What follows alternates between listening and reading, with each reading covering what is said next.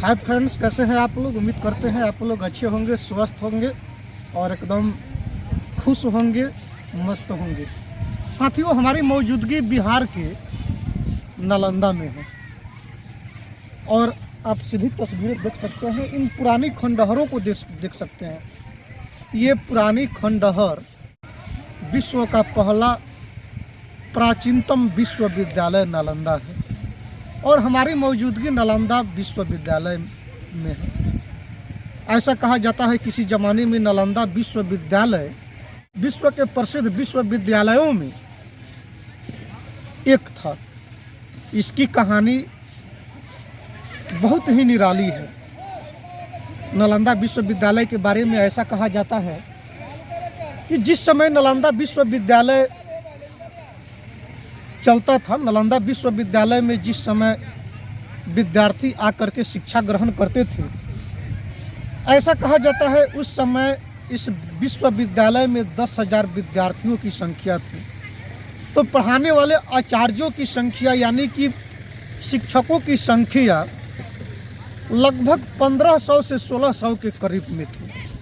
और जो भी विद्यार्थी थे, जितने भी विद्यार्थी थे, इस विश्वविद्यालय के प्रांगण में रह करके शिक्षा दीक्षा ग्रहण करते थे। ये भारत का धरोहर है, यह भारत का एक ऐतिहासिक स्थल है। नालंदा विश्वविद्यालय जिस समय विश्व में शिक्षा का केंद्र नहीं हुआ करता था, उस समय भारत में और ख़ास करके बिहार के नालंदा में यह नालंदा विश्वविद्यालय हुआ करता था। ऐसा कहा जाता है कि इस विश्वविद्यालय में बहुत सारे देशों के विद्यार्थी आकर के शिक्षा दीक्षा ग्रहण करते थे। और इसके इतिहास के बारे में बता दें, नालंदा विश्वविद्यालय, इस विश्वविद्यालय का जो इंट्रांस एग्जाम था, जो प्रवेश परीक्षा था, काफ़ी कठिन था। इस विश्वविद्यालय में प्रवेश परीक्षा देने के लिए विद्यार्थी लोग आते थे। तो मान लीजिए कि 100 विद्यार्थी इंट्रांस एग्जाम देने के लिए आए। उस समय मौखिक इंटरव्यू लिया जाता था, मौखिक पूछताछ किया जाता था। और यह पूछताछ किनके द्वारा किया जाता था, हम इसकी भी खुलासा करेंगे। ऐसा बताया जाता है कि पूछताछ यानी कि इंटरव्यू, जो प्रवेश परीक्षा होता था, प्रवेश परीक्षा में जहां 100 विद्यार्थी पहुंचते थे, वहां मात्र 10 से 12 विद्यार्थी ही इंट्रांस परीक्षा में पास हुआ करते थे। और वह इंट्रांस परीक्षा लेने वाला कोई और नहीं होता था। गेट पर द्वारपाल जो होते थे लोग, द्वारपाल ही इंट्रांस एग्जाम लेते थे, प्रवेश परीक्षा लेते थे।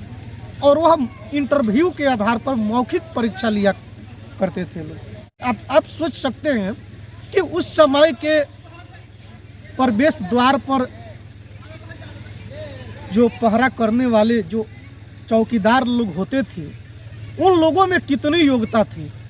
यानी कि उस काल में, उस समय में इस विश्वविद्यालय के जो चौकीदार लोग थे, उन लोगों में भी योग्यता कुट कर भरा हुआ करती थी। और वे लोग ही प्रवेश परीक्षा लेते थे, यानी कि इंट्रांस एग्जाम लेते थे। वे लोग विद्यार्थियों की शक्ल को देख करके, विद्यार्थियों की हाव भाव को देख करके पहचान जाते थे कि इस विद्यार्थी में गुण कितना है और यह विद्यार्थी आगे चल करके क्या कर सकता है।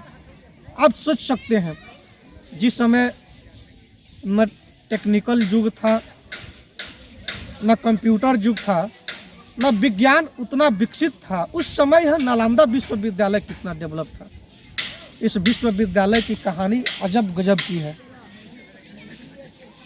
अगर इस पर चर्चा की जाए तो काफ़ी समय लग सकता है, काफ़ी वक्त लग सकता है। इस विश्वविद्यालय में आर्यभट्ट जैसे महान आचार्य हुआ करते थे। आर्यभट्ट जैसे महान विद्वान यहाँ रह करके विद्यार्थियों को शिक्षा दीक्षा देते थे। आर्यभट्ट का नाम आप लोगों ने जरूर सुना होगा। जब भी भारत में गणितज्ञों की गिनती होती है, गणितज्ञों की चर्चा होती है, तो आर्यभट्ट का नाम पहले आता है। और विश्व को शून्य देने वाले आर्यभट्ट इसी नालंदा विश्वविद्यालय के गणित के आचार्य हुआ करते थे। चीनी यात्री ह्वेनसांग का नाम आप लोग सुने होंगे। ह्वेनसांग जो कि चाइना से, और चीनी यात्री इत्सिंग भी चाइना से आए हुए थे यहाँ शिक्षा दीक्षा ग्रहण करने के लिए। ह्वेनसांग यहाँ बहुत दिनों तक अध्ययन किए, बहुत दिनों तक शिक्षा ग्रहण किए, और शिक्षा ग्रहण करने के बाद यहाँ शिक्षक के रूप में यानी कि आचार्य के रूप में यहाँ विद्यार्थियों को शिक्षा दीक्षा भी दिए थे।